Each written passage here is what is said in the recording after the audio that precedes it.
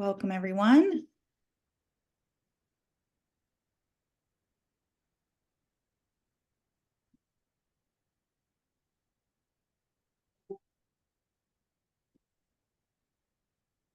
Welcome, everyone. Folks are coming in. We're just trying to get our speakers situated as well.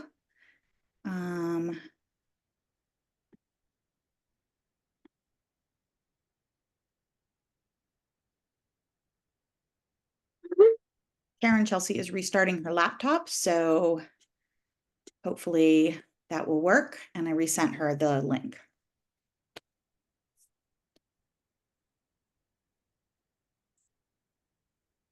Thanks for joining, folks. We're going to let people filter in here. Not quite time to start anyway.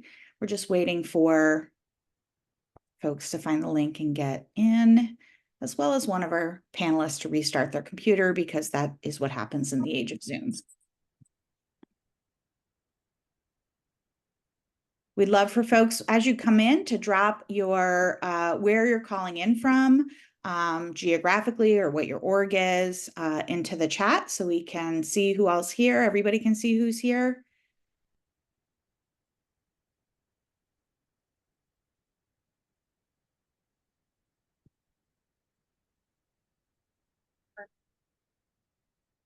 And we'll give it a few minutes.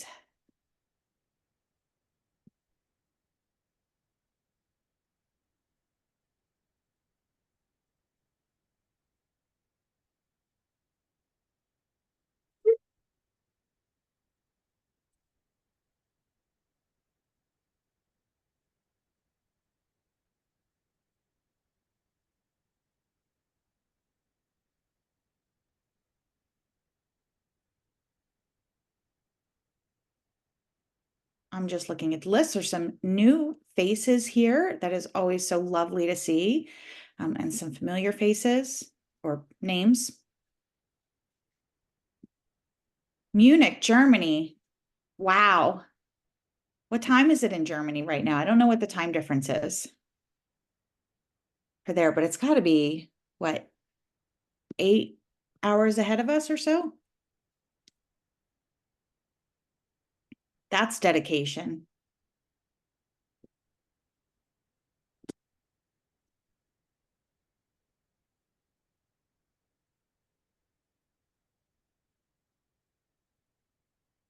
$7 p.m. All right.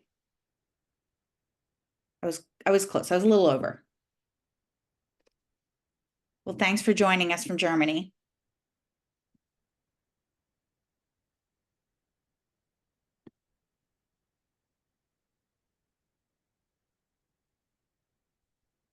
And California. We've got two sort of opposite ends of the time spectrum.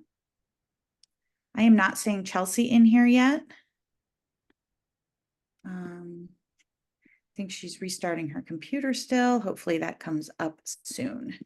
We'll give it another minute. We're waiting for one of our panelists who had to restart her computer. I want to just give it a minute before we get started so we can hopefully get her logged in and promoted to panelist.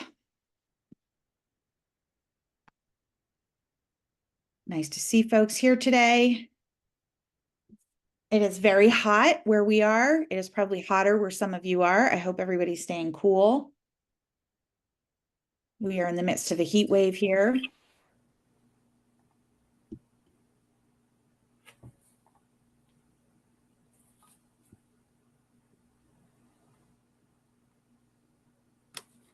Okay. Kelsey, there you are. Hi. Hi, can you hear me? We can. Wonderful. Okay. Beautiful. Sorry, my computer has not liked any sort of platform lately, it seems. So I'm probably going to be off video, but I am here with my audio. So okay, thanks no for your worries. patience. We can make that work. We're just so happy you're here. I am sure there's at least one participant whose Zoom decided they needed to update as soon as they clicked on the webinar link, because I know that is happening to me constantly. Yep. Love technology in that sense, that it likes to update right when you don't want it to. Absolutely. I actually saw a really funny TikTok about that today, about how some of these platforms are just They're meant to make life better, and they do, but they also can be really frustrating. All right, so why don't we go ahead and get started? And my apologies to anybody whose laptop is still updating and hasn't made it into the room. Welcome, everybody. Today we're talking about food access and how food access equals food justice. And we're going to talk to two folks today that are going to talk about how we can improve safety and reduce historic barriers with food recovery. Just a few reminders as we go. We will be answering questions at the end when the panelists are done speaking. Put your questions in the Q&A, not in the chat. Sometimes the chat scrolls by really fast and we don't catch them. So if you want us to answer it, put it in the Q&A. We are recording this and we will make this available within a few days. So you can go back and watch it again or share it with friends in a couple of days. And we will provide some links at the end of the webinar, including requesting a follow-up meeting with Food Rescue Hero, and then some information about our next webinar and how to sign up for that. So, I've talked a lot about this, and for those of you who are not new to our webinars, I'm beating this drum again. Food recovery is more than just the church on the corner picking up, bread or pastries or something from their grocery store once a week or once a month. Food recovery is an industry that is focusing on maximizing the reduction of food waste on one hand, and then on the other hand, measurably impacting food security. And so for our purposes today, when we talk about how food recovery can impact access and food justice, we're talking about that idea that an organization is focused on really drilling down and reducing food waste across the spectrum in their community. That means they're going to be rescuing a lot of food. Next. 80 to 90% of food that is rescued is perishable. And about 40 to 50% of that is produce, right? So that means that food needs to get into the hands of somebody who's going to use that really quickly, right? It can't go to a warehouse and sit for a day before it's sent out to a pantry, where it sits for a day before somebody goes to get it. If you do that, you're going to end up with a high loss rate for that rescued food. Food recovery really necessitates, if you really want to keep that food waste down, an increased number of distribution locations, right? You've got all of this extra perishable food coming into the system, into the charitable food system. You cannot rely on what existed prior to food recovery, or you're going to turn that food into food waste because it's going to go bad. In Pittsburgh, we're on track to rescue 5 million pounds of food this year, for example. And again, 80 to 90% of that is fresh and needs to be used really quickly. So we're looking at increasing the number of distribution locations to give us a flexible distribution network. That means generally that we need to look beyond the pantry network. There's not enough food pantries open on regular days and hours to take donations. That was actually a quote from somebody who was saying that food recovery wouldn't work in their community because they were thinking, okay, we're just going to distribute to pantries. It's not going to work. That's correct. If you just focus on existing food pantries, it is probably not going to work to maximize food rescue. You have to go outside of that network. So we look at places like housing authorities or low-income housing sites, senior high-rises, places where people live that are food insecure, Head Start daycare programs, disability services, veterans programs, and LGBTQIA plus organizations. If you do that, if you look at expanding to those organizations, you're going to greatly increase the pool of locations that are available to receive that food. That is purely self-defense, starting right off the bat for food recovery organizations, if you want to make sure you're not throwing away food. However, as we're going to talk about today, that actually increases access, right? It decreases barriers like time and transportation and proximity. It's putting food where people are. that is at baseline what is going to happen if you're distributing outside of that pantry network. But as we're going to see, that increased access also equals food justice, right? It starts to get at some of the historic barriers to food access. Karen?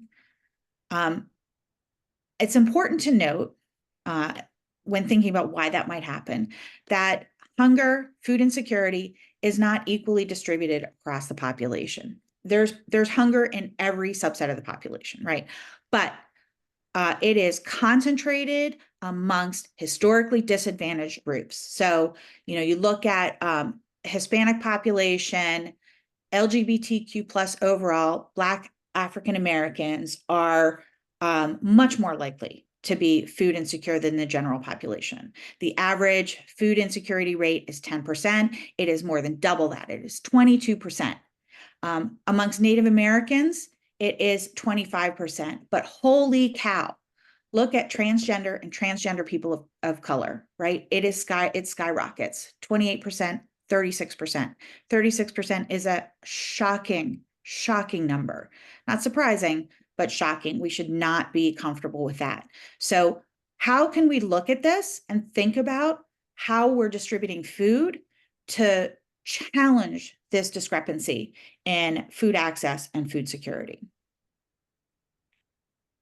And the USDA, when it looks at how to define areas that are low food access, is a very basic level, right, of understanding. So low income census tract, where at least 33% of the households are further than a mile away from food in an urban setting, further than 10 miles in a rural setting from a grocery store.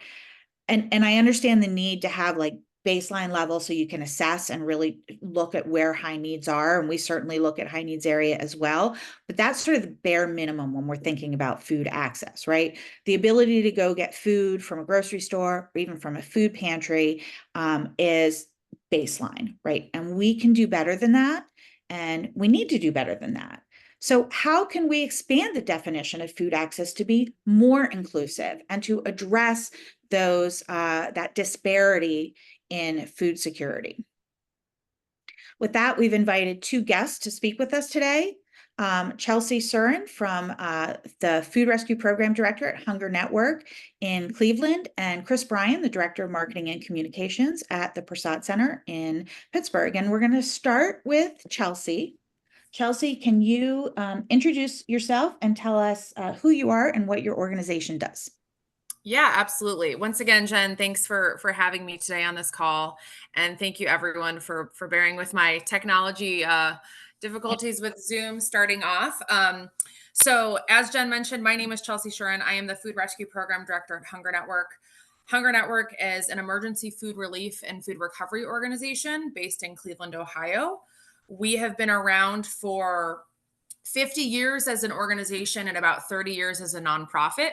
We started off during the recession with a need to address childhood hunger and have since grown to incorporate, not only support our existing emergency food relief operations with food pantries and hunger centers that are part of our organization, but we've expanded to include food rescue in November of 2018 so that we can really, as Jen has already hit home on, increase food access in our community.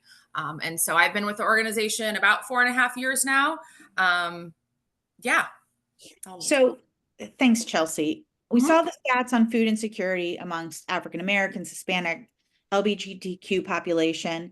Talk to me about why we need to go beyond the traditional pantry model to address that. Yeah, absolutely.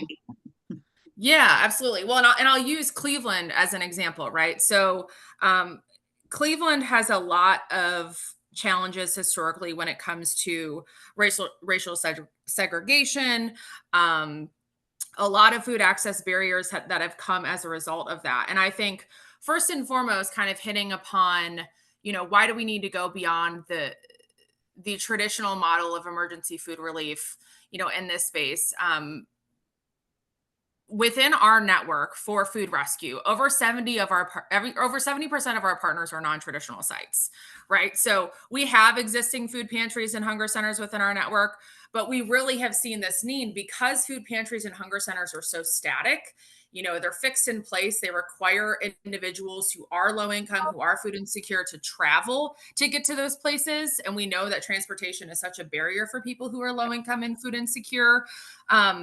We're pivoting, that whole system on its head to really bring food into these communities, right? Like, let's eliminate that transportation barrier by bringing food to, Jen, as you mentioned, a senior living facility or a Head Start or, a social service agency, or a medical clinic or a recovery and treatment facility. Those are just some of the partners that we work with: shelters, behavioral health facilities, transitional housing. And so by bringing food to those places, we really reduce that barrier that is that so many people deal with that are food insecure. And to kind of expand on that even further and go back to why food access is such a challenge in Cleveland, is that Cleveland has, historically gone through many bouts of systemic racism that have grown out of redlining. And, I'm just going to kind of segue a little bit into what redlining is and why we're seeing that be such an issue in Cleveland today. So for those of you who aren't familiar with redlining, kind of in short, it's a discriminatory practice that started between 1935 and 1940. It took place, that denied access to credit and insurance for borrowers in neighborhoods that were economically disadvantaged and or had high percentages of minorities. And so this really came out of the Great Depression. The Homeowners Loan Corporation was established, and their purpose was to specifically prevent foreclosures on mortgage holders in urban areas. So the focus was on urban areas that they were trying to help with the housing crisis.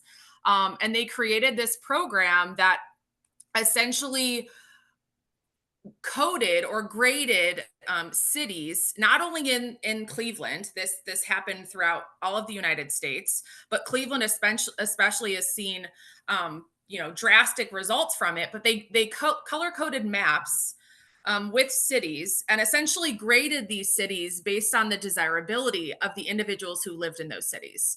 And so there's A, B, C, D, and the colors are green, blue, yellow, and red. Red was considered hazardous, which is just to think that that term was used to describe the individuals living in those communities is just astonishing, and really, really disconcerting. But they color coded these maps, and then they essentially mapped out the regions in Cleveland that were, green being the best neighborhood to live in and red being the most hazardous neighborhood to live in. And so low income and minority communities were intentionally segregated and thus cut off from lending and investment, which really prevented any of these individuals, any of these minorities, from being able to obtain loans for their houses, to purchase houses. They were forced to live in specific neighborhoods and in specific areas. In these areas, based on this desirability category, had poorer infrastructure. So less access to jobs, less access to grocery stores, less access to nutrient dense foods. Access to public transit. Correct. Exactly. All these things that would really, disenfranchise them just systemically based on where they're being forced to live. And so that just contributed to more financial disinvestment and resource deficiencies in these communities with Black, Indigenous, other people of color. And so, in Cleveland, more specifically, there's been a lot of spatial supermarket redlining in which chain supermarkets, locate stores in the wealthy suburbs instead of in the inner city, or they remove existing stores from lower income urban neighborhoods. Again, further exacerbating this issue with individuals, and people of color from having access to fresh fruits and vegetables. And further with that, right, contributing to low health outcomes, to chronic disease, to diabetes and heart disease and all of those things. So, for us, within Cleveland, our wards that are most hit by food insecurity are wards 5, ward 7, and wards 14. Ward 5, over 80% of the population are minorities. Majority of that population are Black, African American. In Ward 7, same, over 80% are minorities. About 70% of that population is Black and African American. And then in Ward 14, more than half of that population is white, with the remainder kind of being Hispanic and Black African American. Those wards 5 and Ward 7, historically, if you look at maps, and I apologize, I don't have maps to show you all at this time, but those wards were back in the 40s redlined. So Right. those were the areas where redlining started. And we still see today these numbers of those are the most food insecure wards in Cleveland, that are experiencing food insecurity, that are facing these issues. And so, we've really focused on understanding what food insecurity looks like in Cleveland, and thus in turn, right, using our programs to address those issues. But all of it really coming from redlining. I mean, Cleveland has just been hit so hard with that issue. Yeah, and I think a lot of the Northeast post-industrial cities, like Pittsburgh as well, have those highly segregated areas. And then remember, as you mentioned, those communities have also been seen disinvestment. So there's less public transit, they're further away from jobs, right? There's no food infrastructure. So for them to, for example, get to work takes maybe multiple trips of different buses, takes more time, more energy, and it's just a depletion of all of an individual's or a family's resources. And then to have to also travel to get food to, the one pantry that serves that area, the one day it's open, is a further burden, right? And so by bringing that food in, you're making it so much more accessible, because not only is it available, but it's less time, like no transit, easy to carry back to your home, and it's very fresh, because it's 80% of the food we rescue is fresh. So you're addressing what you just mentioned, which I love, is those social determinants of health, right? The poor health outcomes. It can address those as well. So it's not just about, increasing food access, as in that spatial proximity, but also about giving folks back energy and time and healthier food. Absolutely. Yeah. With that, Chelsea, I'm going to ask you to hold on. I'm going to pivot over to Chris. Chris Bryan, welcome. Thank you for joining us. Can you introduce yourself and tell us about your organization? Sure. My name is Chris Bryan. I'm the Director of Communications and Marketing here at Persad Center in Pittsburgh, Pennsylvania. And we are an outpatient mental health agency, which primarily serves the LGBTQ plus community. We've been around since 1972, so about 52 years. And our offices are here just outside the city, downtown Pittsburgh. And we see clients individually, as couples, families, and either in person or via telehealth. And we also offer support groups, outreach, and training. And Jen, one of the things you mentioned, which I'm glad I heard you say, was about social determinants of health. And that's something that's a really big part of, as you're working on your mental health, you need to make sure you're working on those other 4 items. And just to go through those, these are factors that contribute to a person's current state of health, because if something's off, everything will most likely, that's where they're going to focus on, and they can't then figure out how to get what they need. So the fact they could be biological, socioeconomic, psychosocial, behavior, or social, and there's usually 5 of them. So there's a biology and genetics, which are like sex and age, individual behavior, your social environment, your physical environment, and your health services. So as we're working with clients, and almost 50% of our clients are on Medicaid, and nearly 50% of our clients are identify as member of the trans community. So we've got that in that chart that Jen showed. We're covering that 34% of trans women of color and transgender folks that are really struggling. And our food pantry is really, we're a mental health agency, so we're that non-traditional place that Jen's talking about. And our food pantry is not large, and it really came out of the pandemic. And it's really for our clients, because we were hearing that they were struggling with accessing food. And so while they're here working on their mental health, we're able to help one of those social determinants of health, which is get them access to food. Because when you're trying to think about when you're going to have your next meal, it's hard to work on your mental health. When you're trying to figure out how to get somewhere, you know, your mental health always seems to be the last thing that you take care of. And it's probably one of the most important things that you need to think about. So in order to kind of get that under control, we wanted to make sure that we were offering things that could help contribute totally to that person. And we talk about physical health and medical health. We recently, within the last 6 months, opened a gym here within our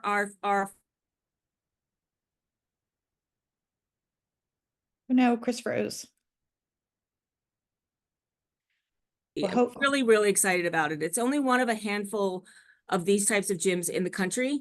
And we were very fortunate to get funded through our county, Allegheny County, for it. And it's like walking into Planet Fitness. I mean, and it's used all the time. And what it's doing is it's giving people the opportunity to get their physical health in check. And these are, again, folks who are trans, who are working on not only their insides, but their outsides. And now they can come to a place that's safe, where they don't have to worry about restrooms, and they don't have to worry about changing rooms, and they don't have to worry about all those things that a lot of us may also worry about when we go to the gym, but it's exacerbated for them. And so that's a really exciting thing that we've started to do. And here, and again, kind of all those things all intertwine into getting folks stable. And so, so while they're here getting treatment, while getting their therapy, they're more than welcome to visit our food pantry. And I like that the food recovery part of this, because we have lots of folks who bring us food to give to our clients. And I mean, it could be an afternoon and a truck from Whole Foods shows up with an entire van full of vegetables. And I will tell you what that means to our clients is really indescribable. To have fresh produce on hand. We've got bags. We help them carry it out to their car. They can take as much as they want. I mean, and then we have networks, if there's leftover food from that we continue kind of passing along to other folks who then, if we aren't able to use it all, because we don't want to waste, who can then use it from there. So, so yeah, that's a little bit about Persad and what we do here in Pittsburgh. I love that. And you said two things I want to touch upon. One is oh boy, I can't remember the words you said, but it set off bells in my mind. It's something I've heard from folks at some of our medical clinics too, is it can be hard for them to get, have their patients be compliant, right? Show up in an appointment. But if they know they can get food, right, or other services from that location, it just increases the likelihood that they will actually go. Go ahead. Absolutely. And I think what's also really important, and you and I talked a little bit about this, is, there's so much discrimination rooted into this community that we have kids. Sure, there may be free food that's being offered at school, for instance, free breakfast programs, et cetera, et cetera. They've been bullied in school so badly that they won't even show up at the cafeteria to get that food. And I think it's that discrimination is so embedded in folks that to be able to offer a space, people aren't comfortable going to churches because religion has been weaponized against them for so long. They don't feel welcome, or they feel like they're going to be said, you're not welcome here. And what are you doing here? And nobody wants to deal with that. Certainly. And, I mean, there's so much pride that goes along with all of this too. And I think that, you have to make it so that it's accessible and easy, and, we're here to help. And, I think looking outside at different mechanisms to reach people like LGBTQ organizations makes a lot of sense.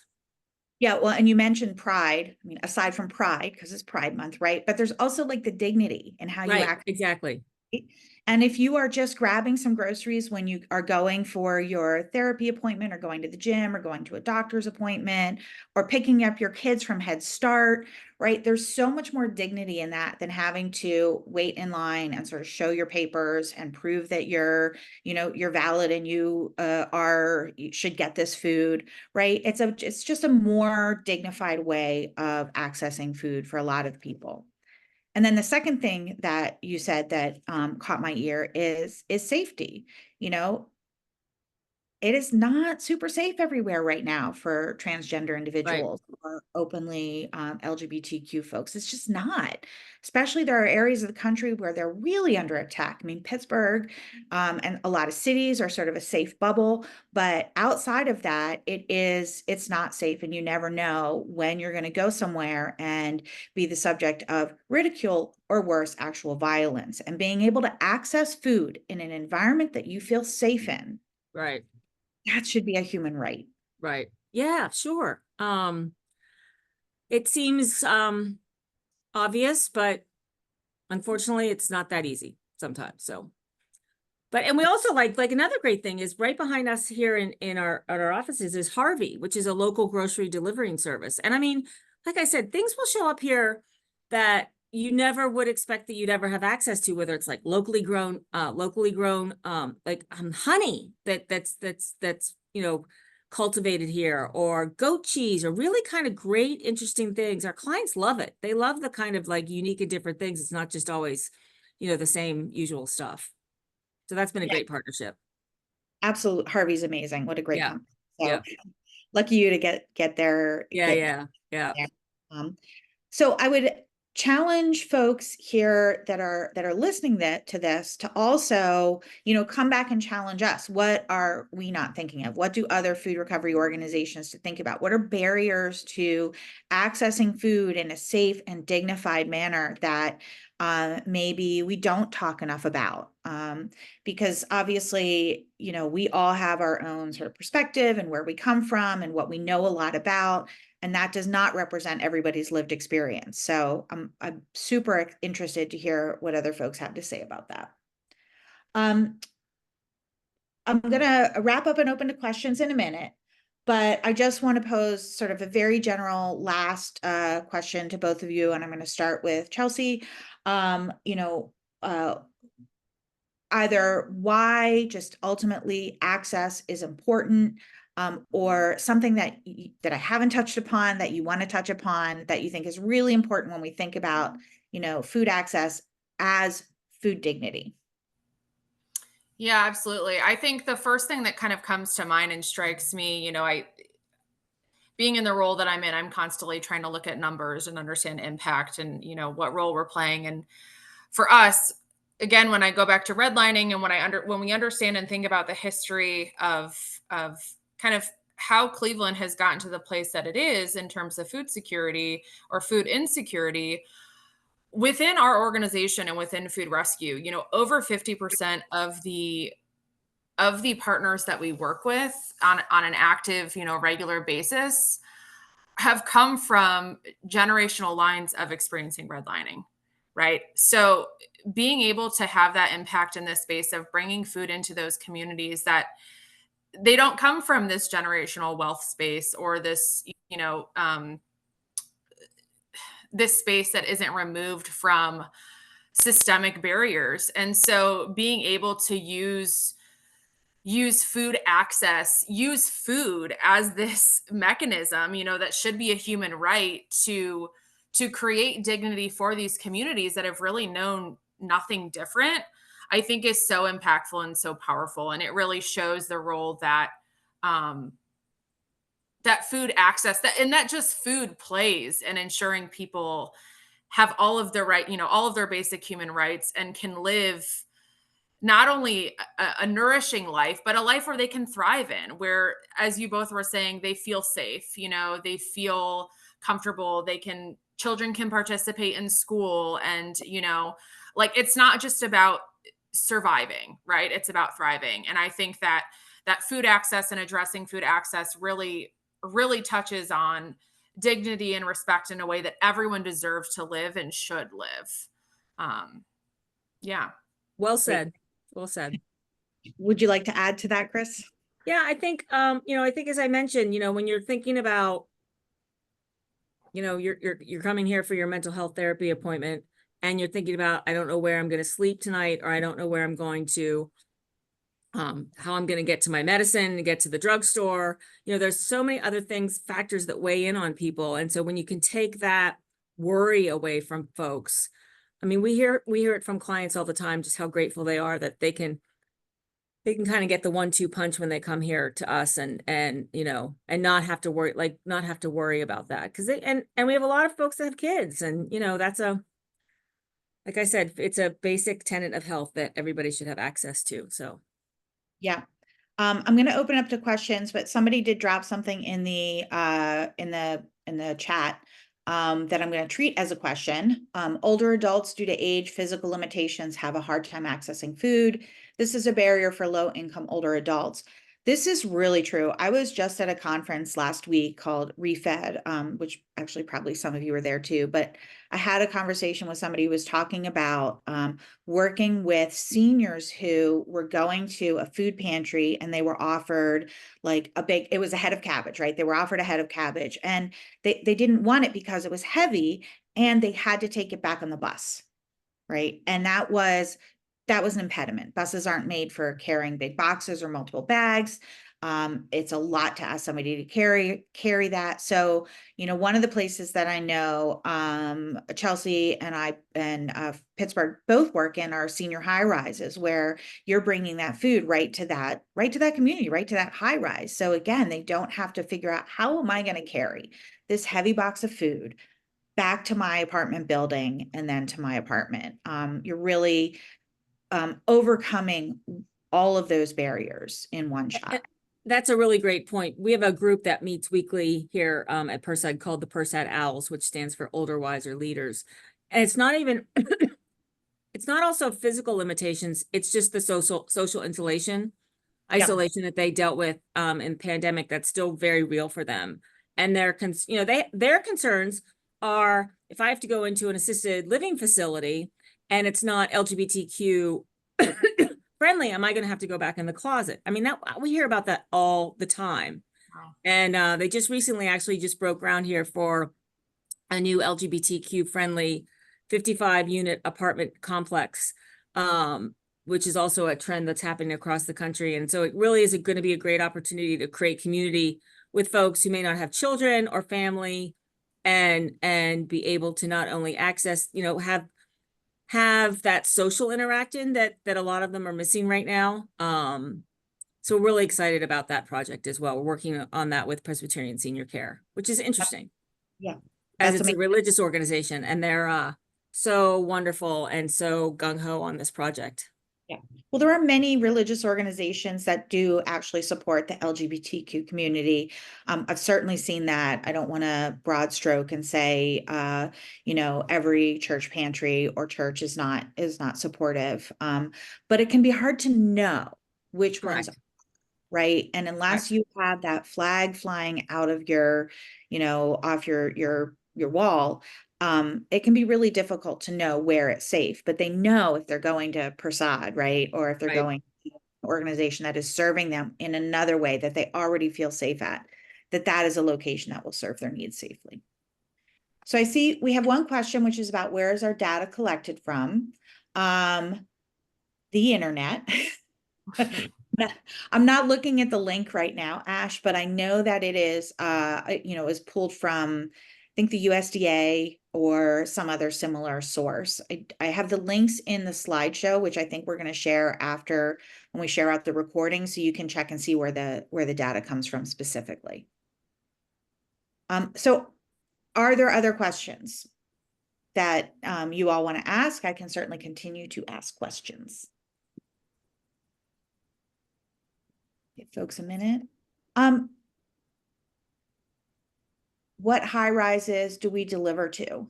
We deliver to all of the HACP. This is a Pittsburgh person, I believe, asking probably. So the Housing Authority of the City of Pittsburgh, Allegheny County Housing Authority, some of those that are run or served by Presbyterian Senior Care. I think they run some high rises. I don't have the list in front of me, but we work with a number of them. If you have specific ones that you want us to work with, you can contact me after this at jen@412foodrescue.org. I'll pass it on to the person there that can help you with that. But that actually does my question for both Chelsea and Chris is if there's food recovery organizations on here, right? And they are thinking, oh my gosh, this is great. We want to do this and we're not doing it. How do you go about finding and or approaching an organization that may not be their main function, and say that you would like to work with them? Sure, I'll start. So Jen, just to clarify, approaching these organizations to partner with for food rescue? Yeah, exactly. Yeah, awesome. So that's definitely, I mean, something we've worked through over the years. I think we've gotten into a really awesome place where we don't necessarily have to seek partners out. They come to us because we've built such trusting relationships in the community that, you know, word of mouth spreads. And that makes it really, really easy to bring partners in, because they're like, you know, this organization had great success, we think we will. And so you automatically have that trust, which is awesome. But you know, approaching organizations, right, getting started in this space, I think part of it is understanding, you know, what are the needs in your community, right? Like, what are the areas that need support? And then finding organizations in those communities, you know, and in those places that um, are doing the work, are providing some type of public health foothold to the community, right? You know, are they a social service agency? Are they a housing facility? Are they, you know, like a pantry, or even a what I'm blanking on the last thing I want to say, but nonetheless, finding those organizations, finding those agencies in your community, and reaching out to them and saying, hey, look, we have free food, right? We have free nutrient dense food available. I mean, I think free is kind of the key word there. Especially these organizations that are trying to provide support to individuals who are low income. They're on strict budgets. They don't have a lot of, you know, financial means to always purchase, especially food, both fresh and shelf stable food. So kind of reaching out and saying, hey, this opportunity exists and we want to work with you. It's a really easy foot in the door. I mean, we've never, rarely if ever, I feel, have we confronted an organization where they're like, no, we don't want to work with you. We don't want free food. We don't want, you know, we don't want to have another community partner. So it's kind of, I mean, I feel like that sounds so easy, but it really is as easy as that. Like finding these organizations that fit your needs as a food rescue program, and reaching out to them. And more often than not, they're happy to at least have a conversation, right? Even if it's not a good fit, if you can't provide what they're looking for, or you don't have the schedule cadence that they need, just having them become a community partner, you know, is so easy. So that's really how we've gone about it here in Cleveland. Yep. Yeah. One thing I'm going to add before I pivot to you, Chris, 1 second, because you're going to give the sort of flip side of that. But I do want to say that something that we've done in Pittsburgh, and we're working with some of our other partners on implementing, is to do basically like a GIS study and put in all the locations you deliver, or all of the food access points like pantries, and then add in the US Census data, which is out there on food insecurity. And you can identify where there's a need. You can see the gaps, right? You can identify high need areas that aren't being served. So that's a great way to go about making sure that there's blanket coverage where it's needed, along with identifying specific organizations. That being said, Chris, Yeah, I think the interesting part is you can go in with a fairly low barrier to entry. We don't have freezers. We have a refrigerator or two. We have most of everything. Most things we have are dry goods, and then when we get items delivered, we actually put them in our lobby, so that everybody who comes in can have access to those. So I think you go in kind of like, hey, let's start with just simple things and go from there. Because I think sometimes people hear food pantry or food bank and they kind of get like, oh goodness, you know, they get nervous about what that means and what the size could mean. So I think you can set it up pretty easily without taking a lot of space. And that's what organizations are going to want to be interested in. Like it's not that they don't want to do it. Their space sometimes could be an issue, and personnel that can be an issue. And I think you just kind of go in on the ground floor and go from there. Yeah, and really be willing, or really start from listening to what the organization is telling you, what their needs are, what their capacity is, and then let them say no when they can't take something. Like if any of our partners call an org and say, hey, we have this donation, do you want it? Hopefully they all know they can say no, and that doesn't mean we're not going to go to them the next time, Right, right? right. Because we don't want an org saying, yeah, we'll take it, when they're going to throw it away just because they want to be kept on the list. So really actually letting orgs know that it's okay for them to not take everything you offer is really important. There's a couple of questions here in the questions. Anonymous attendee, the question about the app, I will get to that in a minute. The next question is, what success and challenges have you had with kitchens to transform poor quality food, such as wrinkled peppers, and provide prepared meals to non-traditional sites? Chelsea, well, I know I can answer that. Do you want to weigh in on that at all? Sure. For us, we don't currently have, within our programming infrastructure, we do not have a rescue kitchen model yet. It's something we'd love to explore, and are sort of in the phases of exploring. But we do work with a number of shelters and hot meal sites that are able to kind of transform that food into meals. Salvation Army has been a great partner of ours. We also have another partner that they are trained chefs, and so they're really able to take this rescued food and just be creative and come up with the most amazing dishes. I mean, they send us photos and I'm just like, can I please have that? It looks incredible. But we haven't had challenges with any of those types of partners. I think, if anything, they are a really awesome fit when it comes to high volume food rescue donations that are of the same item, right? If a donor has 20 boxes of peppers, they're really good at saying, oh, we can break that down and use it in a sauce, right? To make like bulk bolognese or something, or they can make stuffed peppers with it, or, fajitas, or any number of things. So we've had great success with those types of partners. But again, that's not from a prep standpoint. That's just from a rescue redistribute standpoint. Now I want some stuffed peppers. That sounds delicious. So we do have a kitchen in Pittsburgh at 412 Food Rescue, and we're able to take overage extra, as well as things like wrinkly peppers. But before we had that kitchen, we did in fact do exactly what Chelsea's talking about, is find all of the community programs that do have kitchens that would work with things like that. And try to, number one, understand their needs. Number two, get them to think about being able to pivot as opposed to planning their meals out for a week, right? Being able to say, oh, wow, okay, so there's a ton of like peppers this week or tomatoes this week or something like that. Let's, instead of doing what we were thinking about doing, let's do something else. And just having those open lines of communications is super helpful, because you can work through a lot of those problems if you do it in partnership with them, as opposed to just sort of hit and run. Do you want this? No. Okay, on to the next. Or, you have to take this or we're not going to give you something else. So just thinking about those folks as your partners. So, and Anya, I'm going to get to your question as well, along with the anonymous attendee in a minute. Here's a question, Chris, that I want to throw out to you. It says, we work with pantry directors. What's the best way for pantries to let the public know that LGBTQIA+ are safe and accepted there? And how should we best bring it up with the pantries?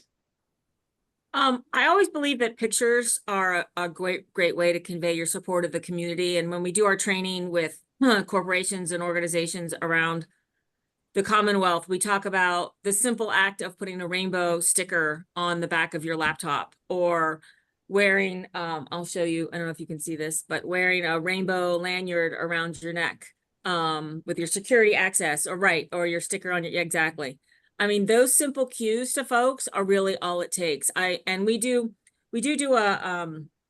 offer a kind of like we'll come in and do an overview of kind of all your policies and procedures and your website, and making sure that you're like not just offering male and female as gender choices. I mean, all those things, all those little things add up to telling people that you're supportive of the community. You don't have to necessarily have a giant rainbow flag outside of your building, But you can do things about put simple things on your website or photos of folks that may appear to be non-binary or transgender.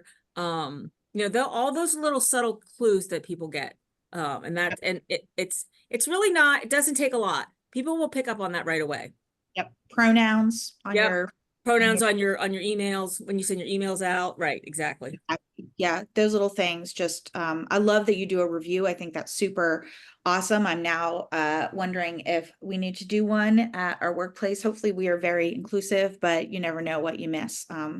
It can be, it can be really easy to not send those signals of safety if you're not really consciously looking for opportunities. So. Right. So Anya asked about infrastructure, well, the question is, may I ask what your infrastructure is like? Is there a big warehouse with refrigerators, or how is it organized? And I'm not sure who you're referring to, whether you're talking to the food recovery orgs or whether you're talking to Chris. Chris, I believe you answered that with you talking about that you've got, a refrigerator, and that's about it. You don't have a whole lot of infrastructure. Right. For a lot of our partners, most of the Food Rescue Hero partners do not have a warehouse. It is direct transfer. Some don't even have fleets. It's all volunteers picking up and taking directly to the organization that is serving people. 412 Food Rescue, our flagship organization, we have a fleet, but the majority of our rescues are done by individuals, by our volunteers picking up and dropping off the same day. And our fleet's doing that too. Our production kitchen receives a very, very, very small amount of the food that goes through our organization. And then the final question, anonymous attendee asked, do you have a food recovery app that you recommend for food rescue starting up? Well, I mean, obviously, I want to say Food Rescue Hero. We have an app. I love it. I think it's beautiful and amazing. We developed it in Pittsburgh because we were doing food rescue and we couldn't manage it with Facebook and text and Twitter to find volunteers, which is what we were doing. I would be remiss if I didn't say there are other apps out there, and I really love all of the people that are in this space that are doing that. So I don't want to say we're the only thing out there. I think there's a tremendous community of people doing food rescue, and anywhere you find somebody offering technology, there's going to be a group of passionate individuals behind it. I still like our app best, which I'm allowed to say, right? Because we're sponsoring the webinar, right? But I really do. I love everybody. I was just at Refed with the folks from a bunch of our quote unquote competitors, and I consider them friends and would not be sorry to lose somebody to one of them. So if you do have questions and are interested in Food Rescue Hero, though, please reach out to us. We would love to meet with you and walk you through what our technology looks like. With that, I think that is our final question. So I am going to end it there and let you know that we do have, this is the quote that really inspired this. This was from your folks at Persad. This gave our entire organization, let me tell you, this came in and this was shared on our Slack. And everybody was like, oh my God, this is amazing. It was so moving to think about that fact that we were able to partner with you to provide folks a safe and fear-free way to access food. And our Tony keeps that food pantry really running for our clients, and it's really his passion. And yeah, he was really excited when he saw this. I'll tell you that. Absolutely. We love Tony, so thank you for that. Sure. If you go on to the next slide, Karen. Our next webinar is on a completely different subject. It's on marketing. I know that sounds boring, but let me tell you, marketing is really, really, really important. It is key to getting volunteers. It's key to getting donors to have faith in you, to know that when they donate to you, also that they're donating to an org with a really good reputation locally. It's important for donors to see you out there and be active. And we have somebody super smart, John Meck, who is, I don't know what SVP is. Senior Vice President? I don't know. I obviously don't live in probably. I don't know, yeah, of marketing at Bounteous Marketing. He's amazing. He works with international clients. He's worked with us a lot. He is fantastic. I really strongly urge you to join us in July when he's going to talk about how you can do smart marketing and how you can do it on a budget. You don't need a whole marketing department. So yeah, thank you everybody for joining us. Conference. I guess I should push the conference too. We are once again hosting a food rescue conference this year in October, in October 24th and 25th. It will be virtual for folks, so you can, participate from California or Germany. It will be on the East Coast time, but all of the sessions will be recorded and posted as quickly as we can for you to watch them. Our goal is that if you want to start California watching on California time, you can start with our noon session and then finish with our morning sessions after those are done. Our conference will focus specifically on actionable things for food recovery organizations to bring back and put into play to help you increase the amount of food you're rescuing and, do it bigger and better. We'll have lots of great speakers, so we hope that you can join us for that, and we will send out a link for registering for that as well. So thank you everybody for attending. The links are in the chat for those, and hopefully we'll see you in July. And thank you, Chris and Chelsea, so much for being here today. Thank you for having us. Thank you. Bye, everyone.